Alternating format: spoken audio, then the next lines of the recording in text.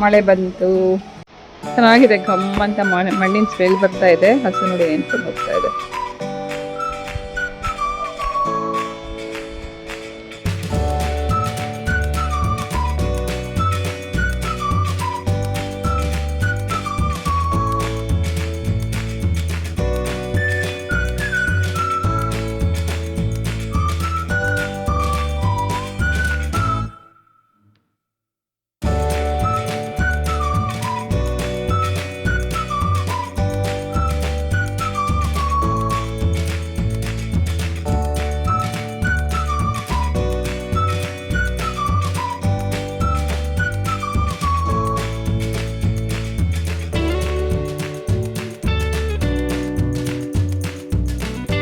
Hi all, welcome back. Welcome to Sudees lifestyle. ಹೇಗಿದ್ದೀರಾ? ನೀವೆಲ್ಲರೂ ಚೆನ್ನಾಗಿದ್ದೀರಾ ಅಂತಿರೋದು ನನ್ನ ಭಾವನೆ. ಇವತ್ತು ಸಂಜೆಯಿಂದ ನನ್ನ ವ್ಲಾಗ್ ನಾನು ಸ್ಟಾರ್ಟ್ ಮಾಡಿದೆ. ಮಳೆ ಬರ್ತಾಯಿತ್ತು, ನೋಡ್ತಾ ಹಾಗೆ ನಿಂತ್ಕೊಂಡ್ಬಿಟ್ಟೆ. ಎಸ್ಪೆಷಲಿ ನನಗೆ ಮಳೆ ಅಂದರೆ ತುಂಬ ಇಷ್ಟ, ನೋಡ್ತಾ ಇರೋಕ್ಕೆ ಇಷ್ಟ ಆಗುತ್ತೆ. ಸೊ ಮಳೆ ಬಂದ ಮೇಲಕ್ಕೆ ಸಂಜೆ ಅಡುಗೆ ಕೆಲಸ ಎಲ್ಲ ಮುಗಿಸಿದ ನಂತರ ಕಿಚನ್ ಕ್ಲೀನಿಂಗ್ ಬಂದಿದ್ದೀನಿ. ಕಿಚನ್ ನೈಟ್ ಕ್ಲೀನಿಂಗ್ ನಂತರ ಇವತ್ತಿನ ವ್ಲಾಗ್ನ ನಿಮ್ಮ ಜೊತೆ ಕಂಟಿನ್ಯೂ ಮಾಡ್ತಾ ಹೋಗ್ತೀನಿ. ಇತ್ತೀಚೆಗೆ 3-4 ದಿನದಿಂದ ಕಂಟಿನ್ಯೂಸ್ ಆಗಿ ಸಂಜೆ ಹೊತ್ತು ಮಳೆ ಬರುತ್ತೆ, ಖುಷಿಯಾಗುತ್ತೆ. ಜೊತೆಗೆ ಪವರ್ ಕಟ್ ಆಗುತ್ತೆ, ಜೊತೆಗೆ ಸೊಳ್ಳೆ ಕೂಡ ಜಾಸ್ತಿ ಆಗ್ತಿದೆ. ಸೊ ಒಂದು ಕಡೆ ಖುಷಿ ಆದರೆ ಮತ್ತೊಂದು ಕಡೆ ಬೇಜಾರಂತೂ ಇದೆ. ಈ ಪವರ್ ಕಟ್ಟಿಂದ ಸೊಳ್ಳೆಗಳಿಂದ ನಿದ್ದೆನೇ ಮಾಡಲಿಕ್ಕಾಗಲ್ಲ ಅಂತನೋದು. ಹಾಗೆ ಬೆಳಗ್ಗೆ ಹೊತ್ತು ಕೂಡ ತುಂಬಾ ಕೂಲಾಗಿರುತ್ತೆ, ರಾತ್ರಿ ಮಳೆ ಬಂದಿರೋ ಕಾರಣ. ಮಧ್ಯಾಹ್ನದ ಬಿಸಿಲು, ಬೆಳಗ್ಗೆ ತಣ್ಣನೆ ವೆದರ್, ಹಾಗೆ ರಾತ್ರಿ ಮಳೆ, ಇದೆಲ್ಲನೂ ಎಷ್ಟು ಚೆನ್ನಾಗಿದೆ ಅಂದರೆ ಬೆಂಗಳೂರಿಗೆ ಎಷ್ಟೋ ಜನ ಆಸೆ ಪಟ್ಟು ಬರೋದೆ ಈ ಒಂದು ವೆದರಿಂದಾಗಿ. ಇಲ್ಲಿ ವಾತಾವರಣ ತುಂಬ ಚೆನ್ನಾಗಿರುತ್ತೆ ಅಂತ ಅನ್ನೋದಕ್ಕೋಸ್ಕರ ಎಷ್ಟೋ ಜನ ಬೆಂಗಳೂರು ಬಿಟ್ಟು ಹೋದರು, ಮತ್ತೆ ವಾಪಸ್ ಬೆಂಗಳೂರಿಗೆ ಬರೋ ಹಾಗಾಯಿತು. ನಿಮಗೆ ಗೊತ್ತಿರೋ ಹಾಗೆ ಸುಮಾರು 2 ವರ್ಷದ ಹಿಂದೆ ನನಗೊಬ್ಬಳು ಮೇಡಿದ್ಲು, ಅಂದರೆ ಕೆಲಸಕ್ಕೆ ಬರ್ತಿರುವಂಥ ಒಂದು ಪುಟ್ಟಿ. ಕೊರೋನಾ ಬಂತು ಅಂತ ಹೆದರ್ಕೊಂಡು ಬೆಂಗಳೂರೇ ಬಿಟ್ಟು ಹೊರಟೋಗಿದ್ರು. ಆದರೆ ಇವತ್ತಿನ ದಿನ ಅವ್ರು ಮತ್ತೆ ವಾಪಸ್ ಬಂದು, ಆಂಟಿ ನಾವು ವಾಪಸ್ ಬೆಂಗಳೂರಿಗೆ ಬಂದಿದ್ದೀವಿ, ಮನೆ ಕೆಲಸಕ್ಕೆ ಬರ್ತೀವಿ ಅಂತ ಕೇಳ್ತಾ ಇದ್ದಾರೆ. ನನಗೆ ಏನು ಹೇಳಬೇಕು ಅಂತ ಗೊತ್ತಾಗಲಿಲ್ಲ. ಅವ್ರು ಮನೆ ಬಿಟ್ಟು ಅಂದರೆ ಬೆಂಗಳೂರು ಬಿಟ್ಟು ಹೋಗ್ಬೇಕಾದ್ರೂ ಕೂಡ ನಾವು ಹೇಳಿದ್ವಿ, ಕೊರೋನಾ ಎಲ್ಲ ಕಡೆಗೂ ಬರ್ತಾ ಇದೆ, ಕೆಲಸ ಎಲ್ಲ ಕಡೆನೂ ಸಿಗಲ್ಲ, ಹಳ್ಳಿನಲ್ಲಿ ಹೋಗಿ ನೀವು ಎಷ್ಟು ಅಂತ ಕೆಲಸ ಮಾಡೋಕ್ಕಾಗತ್ತೆ, ಇಲ್ಲೇ ಇರಿ ಅಂತ ನಾವು ಎಷ್ಟು ಹೇಳಿದ್ರು ಕೇಳಿಲ್ಲ. ಆಗ ಬೆಂಗಳೂರು ಜೀವನ ಕಷ್ಟ, ಹಾಗೆ ಇಲ್ಲಿ ಕೊರೋನಾ ಬಂದು ಎಲ್ಲ ಸಾಯ್ತಿದ್ದಾರೆ ಅಂತ ತುಂಬಾ ಹೆದರ್ಕೊಂಡು ಅವರೆಲ್ಲ ಹಳ್ಳಿಗೆ ಹೊಟ್ಟೋದ್ರು. ಈಗ ಮತ್ತೆ ವಾಪಸ್ ಬೆಂಗಳೂರಿಗೆ ಬಂದಿದ್ದಾರೆ, ಕೆಲಸಕ್ಕೋಸ್ಕರ ಹುಡುಕಾಡ್ತಿದ್ದಾರೆ.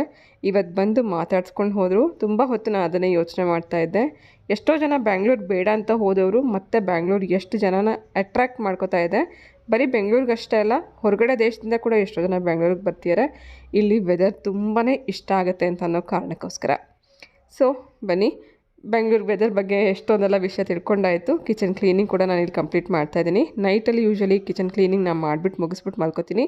ಈಗ ಮಕ್ಕಳಿಗೆಲ್ಲ ಕಾಲೇಜ್ ಇರೋದ್ರಿಂದ ಬೆಳಗ್ಗೆ ಎದ್ಮೇಲೆ ನಾನು ಕಿಚನ್ ಕೆಲಸ ಮಾಡೋಕ್ಕಾಗಲ್ಲ, ಅದಕ್ಕೋಸ್ಕರ ರಾತ್ರಿನೇ ಕೌಂಟರ್ ಟಾಪಿಂದ ಹಿಡಿದು ಹಾಗೆ ಸಿಂಕಿಂದ ಹಿಡಿದು ಪ್ರತಿಯೊಂದು ಎಲ್ಲ ಕ್ಲೀನಿಂಗ್ ಮಾಡಿ ನಾಳೆ ಬೆಳಗ್ಗೆಗೂ ಸಣ್ಣದೊಂದು ಪ್ರಿಪ್ರೇಷನ್ ಬ್ರೇಕ್ಫಾಸ್ಟ್ಗೆ ಏನು ಬೇಕು ಅಂತ ಮಾಡಿಟ್ಟು ಮಲ್ಕೋತೀನಿ. ಸೊ ಇವತ್ತು ತುಂಬ ಲೇಟ್ ಆಗಿದೆ ನೈಟ್ ಕಿಚನ್ ಕ್ಲೀನ್ ಮಾಡೋ ಅಷ್ಟರಲ್ಲಿ. ಆಲ್ಮೋಸ್ಟ್ ಎಲ್ಲರೂ ಮನೇಲಿ ಇರೋರೆಲ್ಲ ಮಲ್ಕೊಂಡ್ಬಿಟ್ಟಿದ್ದಾರೆ. ಸ್ನೂಫಿ ಪುಸ್ ಮಾತ್ರ ನನ್ನ ಜೊತೆ ಎದ್ದಿರ್ತಾರೆ. ಕಿಚನ್ ಕ್ಲೀನ್ ಮಾಡೋಂಥ ಟೈಮಲ್ಲೇ ರಾತ್ರಿಯೇ ಹಸ್ಬೆಂಡ್ಗೋಸ್ಕರ ಬಾದಾಮ್ ಮತ್ತು ಏನಿದು ಬೆಂಡೆಕಾಯಿ ಕೂಡ ನೆನೆಸಿರ್ತೀನಿ. ಡಯಾಬಿಟಿಸ್ ಇರೋರು ಬೆಳಗ್ಗೆ ಹೊತ್ತು ಈ ಥರದ ಬೆಂಡೆಕಾಯಿ ನೆನೆಸಿರುವಂಥ ಲೋಳೆ ನೀರನ್ನು ಕುಡಿಯೋದ್ರಿಂದ ಕೂಡ ಡಯಾಬಿಟಿಸ್ ಕಮ್ಮಿ ಆಗುತ್ತೆ ಅಂತ ಹೇಳ್ತಾರೆ. ಇದು 1 ದಿನ 2 ದಿನ ಕುಡಿಯೋವಂಥದ್ದಲ್ಲ, ಡೈಲಿ ಕುಡಿಬೇಕು. ಡೈಲಿ ಬೆಳಗ್ಗೆ ಎದ್ದ ತಕ್ಷಣ ಖಾಲಿ ಹೊಟ್ಟೆಗೆ ಈ ಬೆಂಡೆಕಾಯಿ ಲೋಳೆ ನೀರನ್ನು ಕುಡಿಯೋದ್ರಿಂದ ಡಯಾಬಿಟಿಸ್ ಕಡಿಮೆ ಆಗುತ್ತೆ ಅಂತ ಹೇಳ್ತಾರೆ, ಕಂಟ್ರೋಲಿಗೆ ಬರುತ್ತೆ ಅಂತ ಹೇಳ್ತಾರೆ. ಜೊತೆಗೆ ಬಾದಾಮ್, ನೆನೆಸಿರುವಂಥ ಬಾದಾಮಿ ಎಲ್ಲರೂ ತಿನ್ನೋದು ತುಂಬ ಒಳ್ಳೆಯದು. ಸೊ ಬೆಳೆಯುವಂಥ ಮಕ್ಕಳಿಗೆ ನೆನಪಿನ ಶಕ್ತಿ ತುಂಬ ಹೆಚ್ಚು ಮಾಡುತ್ತೆ. ಹಾಗೆ ನೆನೆಸಿ ನಂತರ ಇದನ್ನು ಸಿಪ್ಪೆ ತೆಗೆದು ಹಾಲು ಕುಡಿಯುವಂಥ ಟೈಮಲ್ಲಿ ಬೆಳಗ್ಗೆ ಹೊತ್ತು ಒಂದು ಗ್ಲಾಸ್ ಹಾಲು ಕೊಡುವಾಗ 4-5 ಬಾದಾಮಿನ ಕೂಡ ನೀವು ಕೊಡ್ಬೋದು. ಸೊ ರಾತ್ರಿ ಇದನ್ನು ನೆನೆಸಿಟ್ಟಿದ್ದೀನಿ. ಚೆನ್ನಾಗಿ ನೆಂದ ನಂತರ ನಾಳೆ ಬೆಳಗ್ಗೆ ಇದನ್ನು ಅವರಿಗೆ ಕುಡಿಯೋದಕ್ಕೆ ಕೊಡ್ತಾಯಿದ್ದೀನಿ. ಹಾಗೆ ಮೀನ್ವೇಲ್ ನಾನು ಇದಕ್ಕೆ ಮೆಹಂದಿ ಕೂಡ ನೆನೆಸಿಟ್ಕೋತಾ ಇದ್ದೀನಿ. ಇದು ಓವರ್ನೈಟ್ ನೆನೆಸಿ ನೆಕ್ಸ್ಟ್ ಡೇ ನಾವು ತಲೆಗೆ ಹಚ್ಕೊಳ್ಳೋದ್ರಿಂದ ಬಣ್ಣ ತುಂಬ ಚೆನ್ನಾಗಾಗುತ್ತೆ. ನಮ್ಮ ಕೂದಲು ಎಷ್ಟು ಲೆಂತ್ ಇದೆ ಅಂತ ನೋಡಿಕೊಂಡು ನಾವು ಮೆಹಂದಿ ನೆನೆಸ್ಕೋಬೋದು. ರೀಸೆಂಟಾಗಿ ಕೂಡ ನಾನು ಶೇರ್ ಮಾಡಿದ್ದೆ, ಎಲ್ಲ ಕಲರ್ ಬಿಟ್ಬಿಟ್ಟು ಕೆಮಿಕಲ್ ಇರೋವಂಥ ಕಲರ್ಸ್ನ ಬಿಟ್ಟು ಈಗ ಮೆಹಂದಿಗೆ ನಾನು ಸ್ವಿಚ್ ಆನ್ ಆಗಿದ್ದೀನಿ ಅಂತ. ತುಂಬ ಚೆನ್ನಾಗಿ ಕಲರ್ ಅಂತೂ ಆಗುತ್ತೆ. ಬಟ್ ಯಾವುದೇ ಕಾರಣಕ್ಕೂ ನಿಮಗೆ ಹೇರ್ ಫಾಲ್ ಆಗೋಲ್ಲ. ಯಾವುದೇ ಏನು ಕೆಮಿಕಲ್ ಮಿಕ್ಸ್ ಆಗಲೇ ಇರೋವಂಥ ಪ್ಯೂರ್ ಆಗಿರೋಂಥ ಆರ್ಗ್ಯಾನಿಕ್ ಮೆಹಂದಿ ಪೌಡರ್ನ ಉಪಯೋಗಿಸ್ಕೋಬೇಕು. ಕಲರ್ ಇನ್ನೂ ಚೆನ್ನಾಗಿ ಬರಬೇಕು ಅಂದರೆ ಇದ್ರ ಜೊತೆಗೆ ನೀವು ಟೀ ಡಿಕಾಕ್ಷನ್ ಹಾಕೋಬೋದು, ಅಥವಾ ಕಾಫಿ ಇನ್ಸ್ಟಂಟ್ ಕಾಫಿ ಪೌಡರ್ ಏನು ಬರುತ್ತೆ ಅದನ್ನು ಕಲಸಿರೋದನ್ನು ನೀರಲ್ಲಿ ಕಲಿಸ್ಬಿಟ್ಟು ಹಾಕ್ಕೊಂಡು ನೆನೆಸಿಟ್ಕೋಬೋದು. ರಾತ್ರಿ ಪೂರ್ತಿ ಇದು ನೆಂದ ನಂತರ ನಾಳೆ ಬೆಳಗ್ಗೆ ನಾನು ಇದನ್ನು ತಲೆಗೆ ಹಚ್ಕೊಳ್ಳೋದಕ್ಕೋಸ್ಕರ ಈ ಥರ ರೆಡಿ ಮಾಡಿ ಇಟ್ಕೊಂಡಿದ್ದೀನಿ. ಇದಾದ ನಂತರ ಇಂಡಿಗೋ ಹಚ್ಕೋಬೇಕಾಗುತ್ತೆ ಗ್ರೇ ಹೇರ್ ಇರೋರಿಗೆ. ಇಲ್ಲ ಅಂತಂದರೆ ಬರೀ ನಮಗೆ ಒಂದು ಮೆಹಂದಿ ಕಲರೇ ಇರಲಿ ಅಂತಂದರೆ ಬರೀ ಮೆಹಂದಿ ಹಚ್ಕೊಂಡ್ರು ಕೂಡ ಸಾಕು. ಇದು ರಾತ್ರಿ ಮಾಡುವಂಥ ಪ್ರಿಪ್ರೇಷನ್ ನಂದು ನಾಳೆ ಬೆಳಗ್ಗೆಗೋಸ್ಕರ. ಸ್ಟವ್ ಕೂಡ ಕ್ಲೀನ್ ಮಾಡಿದ್ದೀನಿ. ಇದರಲ್ಲಿ ಇರೋವಂಥ ಏನು ಹೇಳ್ತಾರೆ ಬರ್ನರ್ಸ್ನೆಲ್ಲ ತೆಗೆದು ಚೆನ್ನಾಗಿ ಅದನ್ನೆಲ್ಲ ಕ್ಲೀನ್ ಮಾಡ್ಕೊಳ್ಳೋದ್ರಿಂದ ಯಾವುದೇ ಕಾರಣಕ್ಕೂ ಅದರಲ್ಲಿ ಫ್ಲೇಮ್ ಯೆಲ್ಲೋಯಿಶ್ ಆಗೋದಾಗಲಿ ಅಥವಾ ಪಾತ್ರೆಗಳು ಮಸಿ ಆಗೋದಾಗಲಿ ಆಗಲ್ಲ. ಇದೆಲ್ಲ ಜಿಡ್ಡು ಆಗ್ತಾನೆ ಇರುತ್ತೆ ನಾವು ಪ್ರತಿದಿನ ಅಡುಗೆ ಮಾಡುವಂಥ ಟೈಮಲ್ಲಿ. ಸೊ ಪ್ರತಿದಿನ ಅಂತ ಆಗಿಲ್ಲ ಅಂತಂದರೆ ಅಟ್ಲೀಸ್ಟ್ ವಾರದಲ್ಲಿ 2 ದಿನ 3 ದಿನಕ್ಕೆ ಒಂದು ಸತಿನಾದರೂ ಇದನ್ನೆಲ್ಲ ನಾವು ಡೀಪ್ ಕ್ಲೀನ್ ಮಾಡ್ಕೊಂಡು ಇಟ್ಕೊಂಡ್ರೆ ತುಂಬ ಚೆನ್ನಾಗಿರುತ್ತೆ. ಅಡುಗೆ ಮನೆ ಯಾವುದೇ ಕಾರಣಕ್ಕೂ ನಿಮಗೆ ತುಂಬ ಮೆಸ್ಸಿ ಅನಿಸಲ್ಲ.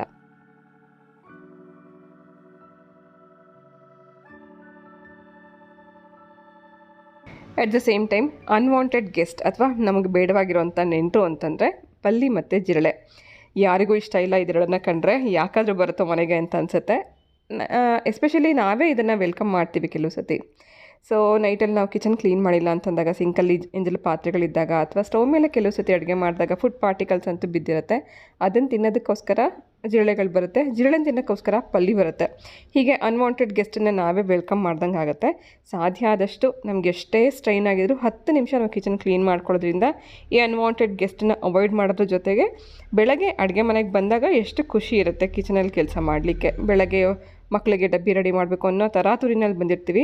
ಈ ಕಡೆ ಕಿಚನ್ ಕ್ಲೀನ್ ಮಾಡೋದ, ಈ ಕಡೆ ಬ್ರೇಕ್ಫಾಸ್ಟ್ ರೆಡಿ ಮಾಡೋದ, ಈ ಥರ ತಲೆ ಕೆಟ್ಟೋಗುತ್ತೆ. ಸೊ ಅದಕ್ಕೋಸ್ಕರ ನೈಟಲ್ಲಿ 10 ನಿಮಿಷ ಈ ಥರ ಒಂದು ಕಿಚನ್ ಕ್ಲೀನಿಂಗಿಗೆ ಸಮಯ ಕೊಡೋದ್ರಿಂದ ನೆಮ್ಮದಿಯಾಗಿ ನಮ್ಮ ಅಡುಗೆ ಮನೆ ಕೆಲಸನ ಬೆಳಗ್ಗೆ ಹೊತ್ತು ಸ್ಟಾರ್ಟ್ ಮಾಡ್ಬೋದು.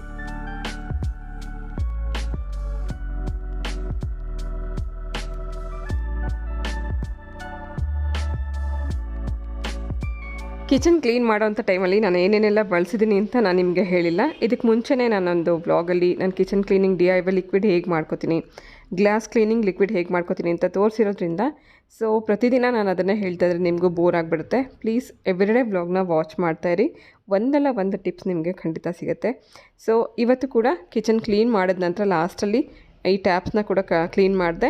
ಟ್ಯಾಪ್ ಕ್ಲೀನ್ ಮಾಡಲಿಕ್ಕೆ ನಾವೇನು ಹ್ಯಾಂಡ್ ವಾಶ್ ಉಪಯೋಗಿಸ್ತೀವಿ, ಕೈ ತೊಳ್ಕೊಳ್ಳೋದಕ್ಕೆ ಉಪಯೋಗಿಸೋಂಥ ಈ ಹ್ಯಾಂಡ್ ವಾಶಿಂದನೇ ನಾವು ಅಡುಗೆ ಮನೇಲಿರುವಂಥ ಟ್ಯಾಪ್ಸ್ ಇರ್ಬೋದು, ಬಾತ್ರೂಮಲ್ಲಿರುವಂಥ ಟ್ಯಾಪ್ಸ್ನ ಕೂಡ ನೀಟಾಗಿ ಕ್ಲೀನ್ ಮಾಡ್ಕೋಬೋದು. ತುಂಬ ಒಂದು ಒಳ್ಳೆ ಶೈನ್ ಇರುತ್ತೆ. ಲಾಸ್ಟಲ್ಲಿ ಕೈ ತೊಳ್ಕೊಳ್ಳುವಾಗ ಅದೇ ಕೈಯಲ್ಲಿರುವಂಥ ನೊರೆಯಿಂದ ಈ ಟ್ಯಾಪನ್ನೆಲ್ಲ ಉಜ್ಜಿ ನಂತರ ತೊಳೆದು ಒಂದು ಬಟ್ಟೆಯಿಂದ ಒರೆಸಿದ್ದೆ. ಸೊ ಇಷ್ಟೆಲ್ಲ ಕ್ಲೀನಿಂಗ್ ಆದ ನಂತರ ಕಿಚನ್ ಕ್ಲೀನ್ ಮಾಡುವಂಥ ಈ ಬಟ್ಟೆಗಳು ಕೂಡ ತುಂಬಾ ಜಿಡ್ಡಾಗಿರುತ್ತೆ, ಕೊಳೆ ಆಗಿರುತ್ತೆ, ಒಂದು ಬ್ಯಾಡ್ ಸ್ಮೆಲ್ ಇರುತ್ತೆ.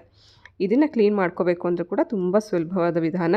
ಚೆನ್ನಾಗಿ ಕಾಯಿಸಿರೋಂಥ ಬಿಸಿ ನೀರಲ್ಲಿ ಒಂದು 2 ಸ್ಪೂನಷ್ಟು ಅಡುಗೆ ಸೋಡಾ ಹಾಕಿ ಈ ಬಟ್ಟೆಗಳನ್ನೆಲ್ಲ ಮುಳುಗಿಸಿ ಇಡೀ ರಾತ್ರಿ ಬಿಟ್ಬಿಡಬೇಕು. ಸೋಡಾ ಬಿಸಿ ನೀರು ಇದೆರಡು ಮಿಕ್ಸ್ ಆಗಿರೋ ಕಾರಣ ಇದರಲ್ಲಿರುವಂಥ ಜಿಡ್ಡು, ಕೊಳೆ, ಸ್ಮೆಲ್ ಎಲ್ಲನೂ ತೆಗೆದುಬಿಡುತ್ತೆ. ನಂತರ ನಾಳೆ ಬೆಳಗ್ಗೆ ಈ ಬಟ್ಟೆಗಳನ್ನು ಒಂದು ತಣ್ಣೀರಲ್ಲಿ ರನ್ನಿಂಗ್ ವಾಟ್ರಲ್ಲಿ ನಲ್ಲಿನಲ್ಲಿ ನೀರು ಬಿಡುವಾಗ ಆ ನಲ್ಲಿ ನೀರಲ್ಲೇ ಚೆನ್ನಾಗಿ ಜಾಲಿಸಿ ಒಣಗಾಕಿದ್ರೆ ಆಯಿತು. ತುಂಬ ಚೆನ್ನಾಗಿ ಕ್ಲೀನಾಗಿರುತ್ತೆ. ಸೊ ಇದಿಷ್ಟು ಕೆಲಸ ಮುಗಿಸೋ ಅಷ್ಟರಲ್ಲಿ ರಾತ್ರಿ ಸಮಯ ಆಗಿದೆ 12:30. ಮಲಗೋದಕ್ಕೆ ಮುಂಚೆ 1 ಗ್ಲಾಸ್ ಅಷ್ಟು ಬಿಸಿನೀರು ಕುಡಿಯುವಂಥ ಅಭ್ಯಾಸ ನನಗೆ. ಬೆಳಗ್ಗೆ ಎದ್ದಾಗ ರಾತ್ರಿ ಮಲಗುವಾಗ ಬಿಸಿನೀರು ಕುಡಿಯೋದ್ರಿಂದ ನಮ್ಮ ಇಂಟೆಸ್ಟೈನ್ ಅಥವಾ ನಮ್ಮ ಜೀರ್ಣಕ್ರಿಯೆ ಏನಿದೆ ಅದು ತುಂಬ ಚೆನ್ನಾಗಿ ಕೆಲಸ ಮಾಡುತ್ತೆ. ತುಂಬ ಜಾಸ್ತಿ ಬಿಸಿಯಾಗಿದೆ ಅದರ ಜೊತೆಗೆ ಸ್ವಲ್ಪ ತಣ್ಣೀರು ಮಿಕ್ಸ್ ಮಾಡಿಕೊಂಡು ಕುಡಿಯೋಷ್ಟು ಬಿಸಿ ಮಾತ್ರ ಮಾಡಿಕೊಂಡು 1 ಗ್ಲಾಸ್ ಅಷ್ಟು ಬಿಸಿ ನೀರು ಕುಡಿತೀನಿ.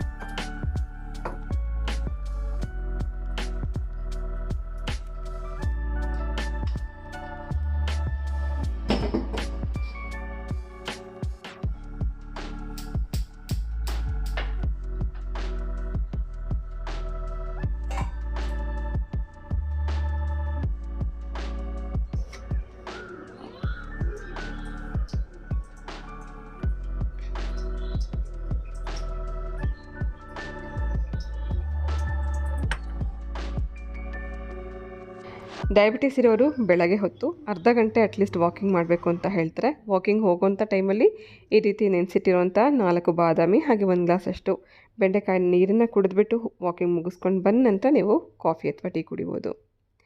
ಬೆಂಡೆಕಾಯಿ ನೀರು ಕುಡಿದು ಇಮ್ಮಿಡಿಯೇಟಾಗಿ ಕಾಫಿ ಅಥವಾ ಟೀ ಕುಡಿಯೋದ್ರಿಂದ ನಿಮಗೆ ಇದರ ರಿಸಲ್ಟ್ ಸಿಗಲ್ಲ. ಅಟ್ಲೀಸ್ಟ್ ಒಂದು 10 ನಿಮಿಷ ಅಥವಾ 15 ನಿಮಿಷದ ಗ್ಯಾಪ್ ಕೊಟ್ಟು ನೀವು ಕಾಫಿ ಅಥವಾ ಟೀ ಕುಡಿಬೋದು. ಸಾಧ್ಯ ಆದಷ್ಟು ಈ ಥರದ ಬ್ಲ್ಯಾಕ್ ಟೀ, ಬ್ಲ್ಯಾಕ್ ಕಾಫಿ ಅಥವಾ ಲೆಮನ್ ಟೀ ಕುಡಿಯೋದು ತುಂಬ ಒಳ್ಳೆಯದು. ಯಾರಿಗೆ ಡಯಾಬಿಟಿಸ್ ಇರುತ್ತೆ ಅವ್ರಿಗೆ ಒಂದು ರೀತಿ ಅಣ್ಣ ತಮ್ಮ ಇದ್ದಂಗೆ BP ಮತ್ತು ಹಾರ್ಟ್ ಪ್ರಾಬ್ಲಮ್ಸ್ ಕೂಡ ಹುಡ್ಕೊಂಬರುತ್ತೆ ಅಂತ ಹೇಳ್ತಾರೆ. ಸೊ ಈ ಥರದ ಕಾಫಿ ಅಥವಾ ಟೀ ಕೂಡ, ಲೆಮನ್ ಟೀ ಅಥವಾ ಬ್ಲ್ಯಾಕ್ ಟೀ ಕೂಡ ಹಾರ್ಟ್ ಡಿಸೀಸಸ್ನ ಕಂಟ್ರೋಲ್ ಮಾಡುತ್ತೆ ಅಂತ ಹೇಳ್ತಾರೆ. ನಮ್ಮ ಬ್ಲಡ್ ಸರ್ಕ್ಯುಲೇಷನ್ನ ಕೂಡ ಇಂಪ್ರೂವ್ ಮಾಡುತ್ತೆ ಅಂತ ಹೇಳ್ತಾರೆ.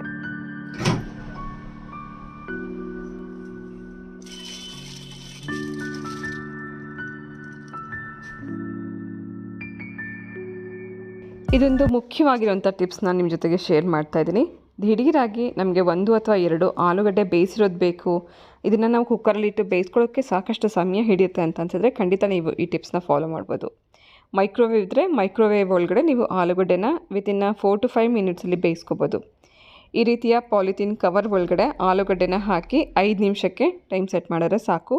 ಕುಕ್ ಆ್ಯಂಡ್ ಹೀಟ್ ಮೆಥಡಲ್ಲಿ ನಾವು ಇದನ್ನು 5 ನಿಮಿಷದಲ್ಲಿ ಬೇಯಿಸಿ ರೆಡಿ ಮಾಡ್ಕೋಬೋದು. 5 ನಿಮಿಷದಲ್ಲಿ ಬೆಂದಿರೋಂಥ ಆಲೂಗಡ್ಡೆ ನೋಡಿ ಎಷ್ಟು ಕೈ ಮುಟ್ಟಕ್ಕೆ ಆಗ್ತಿಲ್ಲ, ಅಷ್ಟು ಬಿಸಿ ಇದೆ. ಮೇಲ್ಗಡೆ ಎಲ್ಲ ಸಿಪ್ಪೆ ತೆಗೆದು ಮ್ಯಾಶ್ ಮಾಡಿಕೊಂಡು ಮಕ್ಕಳು ಸಾಯಂಕಾಲ ಬಂದಾಗ ಏನಾರು ಸ್ನ್ಯಾಕ್ಸ್ ಮಾಡಿಕೊಡ್ಬೇಕು, ಬ್ರೆಡ್ ಸ್ಯಾಂಡ್ವಿಚ್ ಏನಾದ್ರು ಮಾಡಬೇಕು ಅಥವಾ ಬೆಳಗ್ಗೆ ಡಬ್ಬಿಗೆ ಪರಾಠ ಮಾಡಿಕೊಡ್ಬೇಕು ಅಂದರೂ ಕೂಡ 1 ಅಥವಾ 2 ಆಲೂಗಡ್ಡೆನ ಬೇಯಿಸ್ಕೊಳ್ಳೋದಕ್ಕೆ ನೀವು ಈ ಟಿಪ್ಸ್ನ ಫಾಲೋ ಮಾಡ್ಬೋದು. ಟಿಪ್ಸ್ ಇಷ್ಟ ಆಗಿದರೆ ಈಗಲೇ ಒಂದು ಲೈಕ್ ಮಾಡಿ.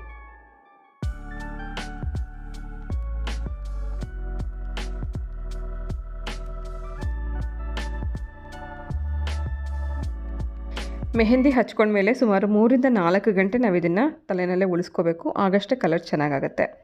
ಸೊ ಬೆಳಗ್ಗೆ ಬ್ರೇಕ್ಫಾಸ್ಟ್ ರೆಡಿ ಮಾಡೋಕ್ಕೂ ಮುಂಚೆನೇ ನಾನು ಹೇರ್ ಕಲರ್ ಅಪ್ಲೈ ಮಾಡ್ಕೊಂಡಿದ್ದೀನಿ. ಮೆಹಂದಿ ಹಚ್ಕೊಂಡಿರೋ ಕಾರಣ ಅಡುಗೆ ಮನೆಯಲ್ಲಿ ಕೆಲಸ ಮಾಡುವಾಗ ಈ ಬಿಸಿಗೆ ಬೇಗನೆ ಡ್ರೈ ಆಗೋಗುತ್ತೆ. ಹಾಗಾಗಿ ಮೇಲಿಂದ ಒಂದು ಪಾಲಿಥೀನ್ ಕವರ್ ಮಾಡ್ಕೊಂಡಿದ್ದೀನಿ, ಅಥವಾ ಶವರ್ ಕ್ಯಾಪ್ ಇದ್ದರೆ ಶವರ್ ಕ್ಯಾಪ್ ಹಾಕ್ಕೋಬೋದು. ಇದನ್ನು ಹಾಕ್ಕೊಂಡು ನಂತರ ನಾವು ಮನೆ ಕೆಲಸ ಮಾಮೂಲಿಯಾಗಿ ಮಾಡ್ಕೋಬೋದು.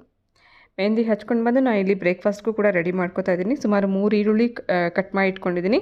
ಹಾಗೆ ಖಾರಕ್ಕೋಸ್ಕರ ಒಂದು 4-5 ಮೆಣಸಿನ್ಕಾಯಿ ಕಟ್ ಮಾಡ್ಕೋತಾ ಇದ್ದೀನಿ. ಕೆಂಪಗಿರೋವಂಥ ಮೆಣಸಿನ್ಕಾಯಿನ ಫಸ್ಟು ಉಪಯೋಗಿಸ್ಕೊಂಡ್ಬಿಡ್ಬೇಕು. ನಾವು ಹೀಗೇ ಬಿಟ್ಬಿಟ್ರೆ ಬೇರೆ ಹಸಿರು ಮೆಣಸಿನ್ಕಾಯಿ ಕೂಡ ಕೆಂಪಗಾಗೋಗುತ್ತೆ. ಸೊ 4-5 ಮೆಣಸಿನ್ಕಾಯಿ ಕಟ್ ಮಾಡ್ಕೊಂಡ ನಂತರ ಮೊದಲು ಒಗ್ಗರಣೆ ಮಾಡ್ಕೊಳ್ಳೋಣ. ಇದೊಂದು ಸ್ಪೆಷಲ್ ಬ್ರೇಕ್ಫಾಸ್ಟ್ ರೆಸಿಪಿ ನಿಮ್ಮ ಜೊತೆ ಶೇರ್ ಮಾಡ್ತಾಯಿದ್ದೀನಿ. ಮೊದಲನೇದಾಗಿ ಒಂದು ಸೈಡ್ ಡಿಶ್ ಮಾಡ್ಕೊಂಬೇಡ.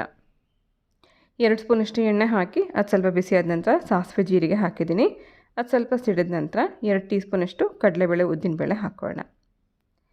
ಈ ರೀತಿ ಒಂದೇ ಡಬ್ಬಿನಲ್ಲಿ 2 ಮಿಕ್ಸ್ ಮಾಡಿ ಇಟ್ಕೊಂಡಿದ್ರೆ ಎವ್ರಿಡೇ ನಾವು ಕುಕ್ಕಿಂಗ್ ಮಾಡುವಂಥ ಟೈಮಲ್ಲಿ ಪಲ್ಯಗಳಿಗೆ, ಚಿತ್ರಾನ್ನಕ್ಕೆ, ಉಪ್ಪಿಟ್ಟಿಗೆ ಇಂಥದಕ್ಕೆಲ್ಲ ಕಡಲೆಬೇಳೆ ಎಲ್ಲಿದೆ, ಉದ್ದಿನಬೇಳೆ ಎಲ್ಲಿದೆ ಅಂತ ಹುಡ್ಕೋ ತಪ್ಪತ್ತೆ. ಒಂದೇ ಡಬ್ಬಿನಲ್ಲಿ ಹಾಕ್ಕೊಂಡು ಇಟ್ಕೊಂಡಾಗ ಈಸಿಯಾಗಿ ನೀವು ಕುಕ್ಕಿಂಗ್ ಮಾಡ್ಕೋಬೋದು. ಸೊ ಡಿಯರ್ಸ್, ಇದೊಂದೇ ಒಂದು ವೀಡಿಯೋದಲ್ಲಿ ಅದೆಷ್ಟೊಂದು ಟಿಪ್ಸ್ನ ನಿಮ್ಮ ಜೊತೆಗೆ ಶೇರ್ ಮಾಡ್ಕೊಂಡಿದ್ದೀನಿ. ನಿಮ್ಮೆಲ್ಲರಿಗೂ ಇಷ್ಟ ಆಗ್ತಿದೆ ಅಂತ ಭಾವಿಸ್ತೀನಿ. ಇಷ್ಟ ಆಗ್ತಿದ್ರೆ ಪ್ಲೀಸ್ ಲೈಕ್ ಮಾಡ್ತಾಯಿರಿ. ಹಾಗೆ ನಿಮ್ಮ ಫ್ರೆಂಡ್ಸ್ ಆ್ಯಂಡ್ ಫ್ಯಾಮಿಲಿಗೂ ಕೂಡ ನಾನು ವೀಡಿಯೋಸ್ನ ಶೇರ್ ಮಾಡ್ತಾರೆ. ಇದೇ ರೀತಿ ಸಪೋರ್ಟ್ ಮಾಡ್ತಾಯಿರಿ. ಕಡಲೆಬೇಳೆ ಉದ್ದಿನಬೇಳೆ ಸ್ವಲ್ಪ ಕೆಂಪಗಾದ ನಂತರ ನಾನು ಇದಕ್ಕೆ ಕಟ್ ಮಾಡಿಟ್ಟಿರೋವಂಥ ಮೆಣಸಿನ್ಕಾಯಿ ಮತ್ತು ಈರುಳ್ಳಿ ಹಾಕಿ 1 ನಿಮಿಷ ಹುರ್ಕೊಂಡಿದ್ದೆ. ಆನಂತರ 1/4 ಸ್ಪೂನಷ್ಟು ಅರಿಶಿನ ಹಾಕಿದ್ದೀನಿ. ಇದನ್ನೆಲ್ಲ ಹುರಿಯುವಂಥ ಟೈಮಲ್ಲಿ ಆದಷ್ಟು ಉರಿ ಕಡಿಮೆ ಇಟ್ಕೊಂಡೇ ಹುರ್ಕೋಬೇಕು. ಯಾವುದೇ ಕಾರಣಕ್ಕೂ ಈರುಳ್ಳಿ ಸೀದು ಹೋಗಬಾರ್ದು. ಲೈಟಾಗಿದ್ದು ಟ್ರಾನ್ಸ್ಪರೆಂಟ್ ಆಗಬೇಕು. ಆನಂತರ ನಾವು ಇದಕ್ಕೆ ಈರುಳ್ಳಿ ಬೇಗ ಮೆತ್ತಗಾಗಬೇಕು ಅಂತ ಅನ್ನೋದಕ್ಕೋಸ್ಕರ 1 ಕಪ್ಪಷ್ಟು ನೀರು ಹಾಕಿದ್ದೀನಿ. ಈ ಟೈಮಲ್ಲಿ ವಿಡಿಯೋ ಮಾಡೋದು ಮರ್ತೋಯ್ತು, ಸೊ ಸಾರಿ. ನೀರು ನಮಗೆ ಈರುಳ್ಳಿ ಎಷ್ಟಿದೆ ಅದು ಮುಳುಗೋಷ್ಟು ಹಾಕ್ಕೊಂಡ್ರೆ ಸಾಕು. ಚೆನ್ನಾಗಿ ಸ್ಟೇರ್ ಮಾಡಿ ಮೇಲಿಂದ ಲಿಡ್ ಕ್ಲೋಸ್ ಮಾಡಿ ಬಿಟ್ಬೇಡ. ಸಣ್ಣ ಉರಿನಲ್ಲಿ ಸ್ವಲ್ಪ ಬೇಯ್ತಾ ಇರಲಿ. ಅಷ್ಟರಲ್ಲಿ ಮತ್ತೆ ನಾವು ಇದಕ್ಕೆ ಏನೇನೆಲ್ಲ ಹಾಕಬೇಕು ಅಂತ ಅನ್ನೋದನ್ನು ನೋಡ್ಕೊಂಬರೋಣ. ಆಲ್ರೆಡಿ ನಾನಿಲ್ಲಿ ಆಲೂಗಡ್ಡೆ ಕೂಡ ಬೇಯಿಸಿ ಮ್ಯಾಶ್ ಮಾಡಿ ಇಟ್ಕೊಂಡಿದ್ದೀನಿ. ಹಾಗೆ ಕೊತ್ತಂಬರಿ ಸೊಪ್ಪು ಕಟ್ ಮಾಡಿ ಇಟ್ಕೊಂಡಿದ್ದೀನಿ. ಈ ಗ್ರೇವಿಗೆ ಮುಖ್ಯವಾಗಿ ಬೇಕಾಗಿರುವಂಥ ಒಂದೇ ಒಂದು ವಸ್ತು ಅಂತಂದರೆ ಕಡಲೆ ಹಿಟ್ಟು. ಸುಮಾರು 2 ಟೀ ಸ್ಪೂನಷ್ಟು ಕಡಲೆ ಹಿಟ್ಟಿದ್ರೆ ನೀವು ಯಾವುದೇ ಟೈಮಲ್ಲಿ ಬೇಕಾದ್ರೂ ಈ ರೆಸಿಪಿಯನ್ನು ದಿಢೀರಾಗಿ ಮಾಡ್ಕೋಬೋದು. 2 ಅಥವಾ 2.5 ಟೀ ಸ್ಪೂನಷ್ಟು ಕಡಲೆ ಹಿಟ್ಟು ಹಾಕಿ ಸ್ವಲ್ಪ ನೀರು ಹಾಕಿ ಗಂಟಿಲ್ದಂಗೆ ನಾವು ಇದನ್ನು ವಿಸ್ಕರಿಂದ ಅಥವಾ ಸ್ಪೂನಿಂದ ಚೆನ್ನಾಗಿ ಮಿಕ್ಸ್ ಮಾಡ್ಕೋಬೇಕು. ಎಲ್ಲೂ ಒಂದೇ ಒಂದು ಸಣ್ಣ ಗಂಟಿಲ್ದಲ್ಲ ಇರೋ ಹಾಗೆ ಇದನ್ನು ಕಲಸಿಟ್ಕೋಬೇಕು. ಸೊ ನಿಮಗೆ ಇದರಲ್ಲಿ ಯಾವುದೇ ಮೆಜರ್ಮೆಂಟ್ ಕೂಡ ಬೇಕಾಗೋದಿಲ್ಲ. ಈರುಳ್ಳಿ ಇಷ್ಟೇ ಹಾಕಬೇಕು, ಕಡಲೆ ಹಿಟ್ಟು ಇಷ್ಟೇ ಹಾಕಬೇಕು ಅಂತ. ನೀವು ಎಷ್ಟು ಗ್ರೇವಿ ಮಾಡ್ತಿದ್ದೀರಾ, ಎಷ್ಟು ಜನಕ್ಕೆ ಮಾಡ್ತಿದ್ದೀರಾ ಅಂತ ನೋಡಿಕೊಂಡು ಕೂಡ ನೀವು ಇಲ್ಲಿ ಹೆಚ್ಚು ಕಡಿಮೆ ಹಾಕೋಬೋದು. ಕಡಲೆ ಹಿಟ್ಟು ಹಾಕೋದ್ರಿಂದ ಗ್ರೇವಿ ಕನ್ಸಿಸ್ಟೆನ್ಸಿ ಚೆನ್ನಾಗಿರುತ್ತೆ, ಹಾಗೆ ಇದ್ರದ್ದು ಒಂದು ಒಳ್ಳೆ ಟೇಸ್ಟ್ ಕೊಡುತ್ತೆ. ನೀವು ಅನ್ಕೋಬೋದು ಕಡಲೆ ಹಿಟ್ಟು ಹಾಕಿರೋದ್ರಿಂದ ಇದು ಒಂದು ರೀತಿ ಕಡಲೆ ಹಿಟ್ಟು ಸ್ಮೆಲ್ ಇರುತ್ತೆ ಅಥವಾ ಟೇಸ್ಟ್ ಹೆಂಗಿರುತ್ತೆ ಗೊತ್ತಿರಲ್ಲ ಅಂತ. ಒಂದ್ಸತಿ ನೀವು ಟ್ರೈ ಮಾಡಿ ನೋಡಿ, ಖಂಡಿತ ನಿಮಗೆ ತುಂಬಾ ಇಷ್ಟ ಆಗುತ್ತೆ. ಇದೆಲ್ಲ ಪ್ರಿಪ್ರೇಷನ್ ಮಾಡೋ ಅಷ್ಟರಲ್ಲಿ ಈರುಳ್ಳಿಗೆ ನೀರು ಹಾಕಿ ಇಟ್ಟಿರೋದು ಕೂಡ ಚೆನ್ನಾಗಿ ಬೆಂದು ರೆಡಿಯಾಗಿದೆ. ಈರುಳ್ಳಿ ಚೆನ್ನಾಗಿ ಸಾಫ್ಟ್ ಆದ ನಂತರ ನಾವು ಇದಕ್ಕೆ ಕಲಸಿಟ್ಕೊಂಡಿರೋಂಥ ಕಡಲೆ ಹಿಟ್ಟು ನೀರು ಹಾಕೊಂಬೇಡ, ಚೆನ್ನಾಗಿ ಸ್ಟಿರ್ ಮಾಡ್ಕೊಳ್ಳೋಣ. ಸಣ್ಣ ಉರಿ ಇಟ್ಕೊಂಡೆ ನಾವು ಇದನ್ನೆಲ್ಲ ಬೇಯಿಸ್ಕೋಬೇಕು. ಕಡಲೆ ಹಿಟ್ಟು ಹಾಕಿರೋ ಕಾರಣ ಗಟ್ಟಿ ಕೂಡ ಆಗುತ್ತೆ. ಕಂಟಿನ್ಯೂಸ್ ಆಗಿ ನಾವು ಇದನ್ನು ಸ್ಟಿರ್ ಮಾಡ್ತಾನೆ ಬೇಯಿಸ್ಕೋಬೇಕು. ಈ ಗ್ರೇವಿಗೆ ನಾನು ಸುಮಾರು ಒಂದು 2ರಿಂದ 2.5 ಕಪ್ಪಷ್ಟು ನೀರು ಹಾಕಿದ್ದೀನಿ. ನೀರು ಹಾಕಿ ಇದಕ್ಕೆ ರುಚಿಗೆ ಬೇಕಾಗೋಷ್ಟು ಉಪ್ಪು ಹಾಕಿ ಕುದಿಸ್ಕೊಂಬೇಡ. ಇದು ಕುದ್ದ ನಂತರ ಮತ್ತೆ ನಮಗಿದು ತೆಳುವಿದೆ ಅಂತ ಅನ್ಸಿದ್ರೆ ಬೇಕಾದ್ರೆ ನೀವು ಇನ್ನು ಸ್ವಲ್ಪ ಕಡಲೆ ಹಿಟ್ಟನ್ನು ಸ್ವಲ್ಪ ನೀರಲ್ಲಿ ಮಿಕ್ಸ್ ಮಾಡಿ ಹಾಕ್ಕೋಬೋದು. ಗ್ರೇವಿ ಕನ್ಸಿಸ್ಟೆನ್ಸಿ ನಮಗೆ ತುಂಬ ತೆಳುವಿರಬಾರ್ದು, ತುಂಬ ಗಟ್ಟಿ ಇರಬಾರ್ದು. ಚಟ್ನಿ ಹೇಗಿರುತ್ತಲ್ಲ ಅದೇ ರೀತಿ ಇರಬೇಕು. ನನಗೆ ಇಲ್ಲಿ ನೀರು ಜಾಸ್ತಿ ಆಯಿತು ಅಂತ ಅನಿಸ್ತು, ಹಾಗಾಗಿ ಇನ್ನೊಂದು ಸ್ವಲ್ಪ ಒಂದು ಸ್ಪೂನಷ್ಟು ಕಡಲೆ ಹಿಟ್ಟನ್ನು ನೀರಲ್ಲಿ ಕಲಸಿ ಹಾಕ್ಕೊಂಡಿದ್ದೀನಿ. ಗ್ರೇವಿ ತುಂಬ ಗಟ್ಟಿ ಆದರೆ ಸ್ವಲ್ಪ ನೀರು ಹಾಕ್ಕೋಬೋದು. ತುಂಬ ನೀರಾಗಿದೆ ಅಂತ ಅನಿಸಿದ್ರೆ ಸ್ವಲ್ಪ ಕಡಲೆ ಹಿಟ್ಟನ್ನು ಕಲಸಿ ಹಾಕ್ಕೋಬೋದು. ಈ ಥರ ನಾವು ಅಡ್ಜಸ್ಟ್ ಮಾಡ್ಕೋಬೋದು. ನೋಡಿ, ಕಡಲೆ ಹಿಟ್ಟು ಹಾಕಿ ಇದು ಕುದೀತಾ ಇದ್ದಾಗೆ ಈ ರೀತಿ ಗಟ್ಟಿಯಾಗುತ್ತೆ.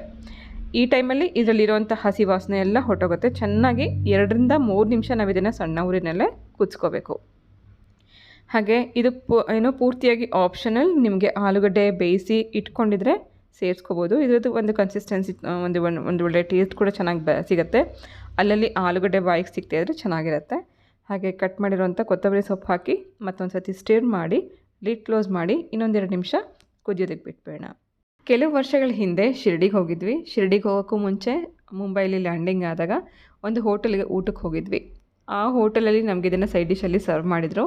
ಆಗಿಂದ ನನಗಿದು ತುಂಬಾ ಇಷ್ಟ ಆಯಿತು. ಈ ರೆಸಿಪಿ ಹೇಗೆ ಮಾಡೋದು ಅಂತ ತಿಳ್ಕೊಂಡು ಆಗಿಂದ ನಾನು ಟ್ರೈ ಮಾಡ್ತಾಯಿದ್ದೀನಿ. ಮನೆಯಲ್ಲೂ ಅಷ್ಟೇ, ಮಕ್ಕಳಿಗೆ ಎಲ್ಲರಿಗೂ ತುಂಬ ಇಷ್ಟ ಆಗಿದೆ. ಎಸ್ಪೆಷಲಿ ಇದನ್ನು ಪೂರಿಗೆ, ಪರಾಠಾಗೆ, ಫುಲ್ಕಾ, ಚಪಾತಿಗೆ ಈ ಥರದಕ್ಕೆಲ್ಲ ಸೈಡ್ ಡಿಶಲ್ಲಿ ಕೊಡ್ತಾರೆ. ತುಂಬಾ ಚೆನ್ನಾಗಿರುತ್ತೆ. ದಿಢೀರಾಗಿ ಏನಾದ್ರು ಮಾಡಬೇಕು ಅಥವಾ ಮನೇಲಿ ಏನಾದ್ರು ತರಕಾರಿ ಇಲ್ಲ ಅಂತ ಅನಿಸಿದಾಗ ಖಂಡಿತ ನೀವು ಇದನ್ನು ಟ್ರೈ ಮಾಡ್ಬೋದು. ತುಂಬ ಚೆನ್ನಾಗಿರುತ್ತೆ. ಸುಮಾರು 8ರಿಂದ 10 ನಿಮಿಷ ನಾನು ಇದನ್ನು ಚೆನ್ನಾಗಿ ಕುದಿಸ್ಕೊಂಡಿದ್ದೀನಿ. ಸಣ್ಣ ಊರಿನಲ್ಲಿ ಇದನ್ನೆಲ್ಲ ಕುದಿಸ್ಕೊಂಡಷ್ಟು ಗಟ್ಟಿನೂ ಆಗ್ತಾ ಹೋಗುತ್ತೆ. ಹಾಗೆ ಇದರಲ್ಲಿರೋವಂಥ ರಾ ಸ್ಮೆಲ್, ಕಡಲೆ ಹಿಟ್ಟಿನ ಸ್ಮೆಲ್ ಎಲ್ಲ ಹೊಟ್ಟೋಗಿ ಈ ರೀತಿ ಆಗುತ್ತೆ. ಈ ಕನ್ಸಿಸ್ಟೆನ್ಸಿ ಬಂದರೆ ಸಾಕು. ಸ್ಟವ್ ಆಫ್ ಮಾಡ್ಬೋದು.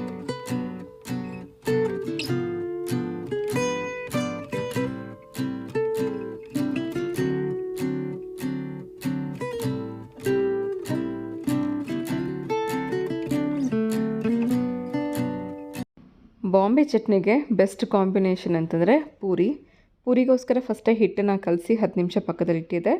ಚಪಾತಿಗೆ ಹಿಟ್ಟು ಕಲಿಸುವಾಗ ಸಾಫ್ಟಾಗಿ ಕಲಿಸ್ಕೋಬೇಕು. ಪೂರಿಗೆ ಹಿಟ್ಟು ಕಲಿಸುವಾಗ ಸ್ವಲ್ಪ ಗಟ್ಟಿಯಾಗಿ ಕಲಿಸ್ಕೋಬೇಕು. ಮೀಡಿಯಮ್ ಸೈಜಲ್ಲಿ ಉಂಡೆಗಳನ್ನ ಮಾಡಿಕೊಂಡು ಪೂರಿ ಲಟ್ಸುವಾಗ ಕೂಡ ತುಂಬ ತೆಳುವಾಗಲ್ಲ, ತುಂಬ ಮಂದಕ್ಕೂ ಅಲ್ಲ, ಮೀಡಿಯಮ್ಮಲ್ಲಿ ಇರೋ ಹಾಗೆಯೇ ಮೀಡಿಯಮ್ ಥಿಕ್ನೆಸ್ಸಲ್ಲಿ ಲಟ್ಸ್ಕೋಬೇಕು. ಹಾಗೆ ದಿಢೀರಾಗಿ ನಿಮ್ಗೇನಾದ್ರು ಬೇಗ ಪೂರಿ ಮಾಡಬೇಕು ಅಂದರೆ ಈ ಥರ ನೀವು ಮಾಡ್ಕೋಬೋದು. ಮಾಮೂಲಿಯಾಗಿ ಪೂರಿ ನಾನು ಲಟ್ಸಿ ತೋರಿಸ್ದೆ. ಇದು 2ನೇ ವಿಧಾನ.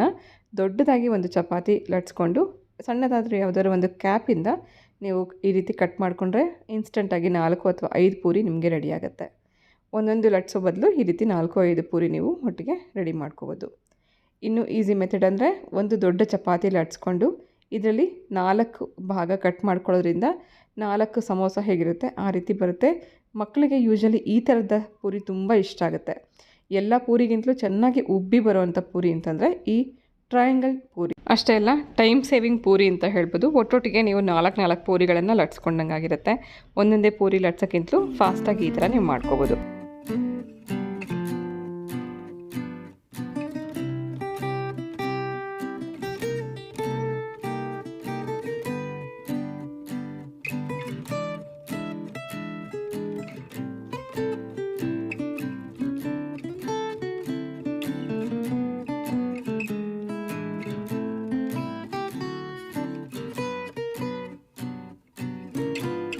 ಸೊ ಡಿಯರ್ಸ್, ಇದು ಇವತ್ತಿನ ವ್ಲಾಗ್ ಆಗಿತ್ತು. ಇವತ್ತಿನ ಈ ವ್ಲಾಗ್ ಕಿಚನ್ ಕ್ಲೀನಿಂಗ್ ಹಾಗೆ ಟಿಪ್ಸ್ ಹಾಗೆ ರೆಸಿಪೀಸ್ ಇದೆಲ್ಲ ನಿಮಗೆ ಹೇಗೆ ಅನ್ನಿಸ್ತು ಅಂತ ಕಮೆಂಟ್ ಮಾಡಿ. ವಿಡಿಯೋ ಇಷ್ಟ ಆಗಿದ್ರೆ ಲೈಕ್ ಮಾಡಿ. ಹೊಸಬ್ರು ನೋಡ್ತಾ ಇದ್ದರೆ ಪ್ಲೀಸ್ ನನ್ನ ಚಾನಲನ್ನು ಸಬ್ಸ್ಕ್ರೈಬ್ ಮಾಡ್ಕೊಂಡು ನೋಡಿ.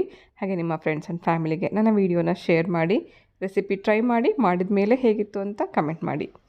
ಇವತ್ತಿನ ಈ ವ್ಲಾಗ್ ನಿಮ್ಮೆಲ್ಲರಿಗೂ ಇಷ್ಟ ಆಗಿದೆ ಅಂತ ಭಾವಿಸ್ತಾ ನಾನು ಹೊರಡ್ತಾ ಇದ್ದೀನಿ. ಮತ್ತೆ ಸಿಗ್ತೀನಿ ನಾಳೆ ಇನ್ನೊಂದು ಇಂಟ್ರೆಸ್ಟಿಂಗ್ ಆಗಿರುವಂಥ ಮತ್ತೊಂದು ವ್ಲಾಗ್ ಜೊತೆಗೆ. ಹೋಗಬಲ್ಲ.